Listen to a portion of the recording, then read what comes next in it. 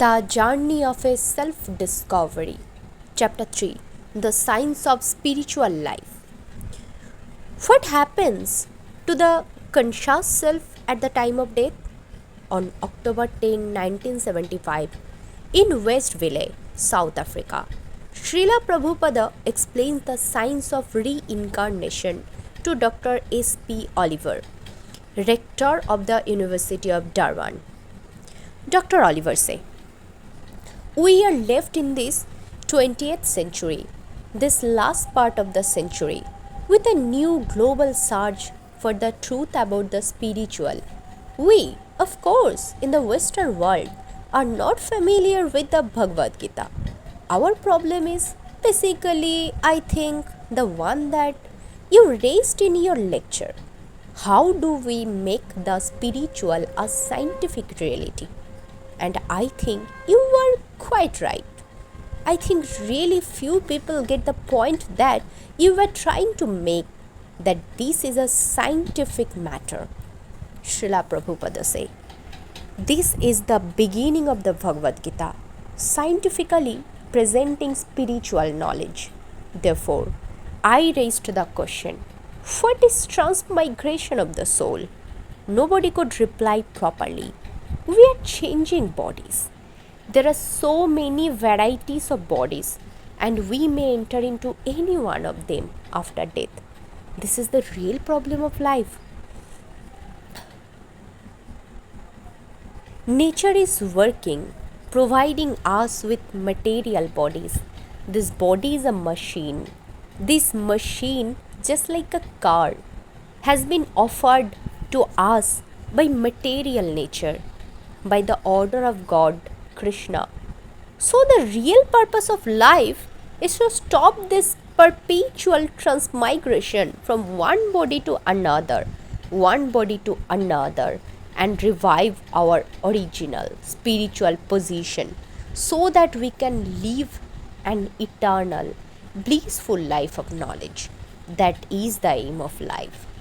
Dr. Oliver says, the conception of transmigration is not, of course, in the Christian religion.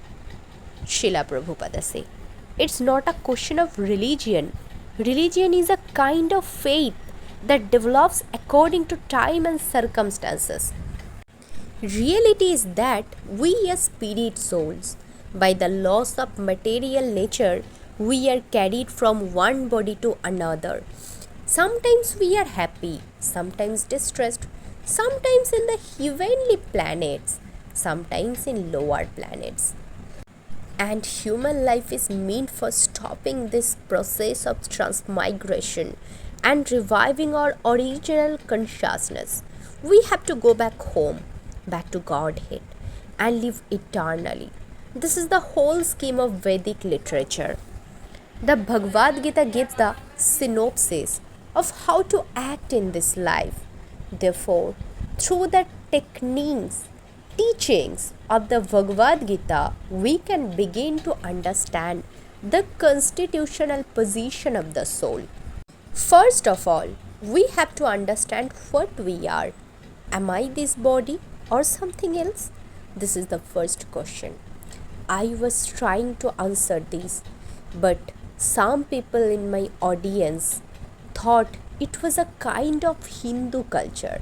It is not Hindu culture, it's a scientific conception. You are a child for some time, then you become a boy, then you become a young man, and then you become an old man. In this way, you are always changing bodies. This is a fact. It is not a Hindu conception of religion. It applies to everyone.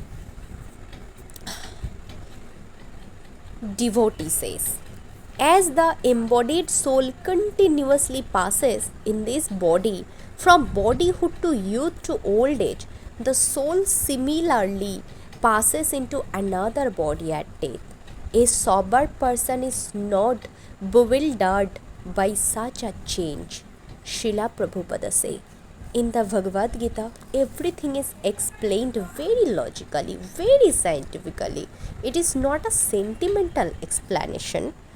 Dr. Oliver say, the problem, as I see it, is how to get modern man to make an in-depth study of what is contained or outlined in this book, especially when he is caught up in an educational system that denies a place for this very concept or even the philosophy of it. They are either complete neutrality or just a simple rejection of these truths. Srila Prabhupada say, they do not accept the soul. Dr. Oliver say, they accept the soul. I think so, but they do not care to analyze what it means. Prabhupada say, without analyzing this, what is their situation? First of all, they should analyze the distinction between a dead body and a living body. The body is always dead, just like a motor car without a driver. The car is always a lump of matter. Similarly, this body, with or without the soul, is a lump of matter. It is not worth, Dr. Oliver say, it is not worth very much. I think around 56 cents. Prabhupada say. But if one cannot distinguish between the car and the driver of the car, then he is just like a child. A child thinks the car is running automatically, but that is his foolishness. There is a driver.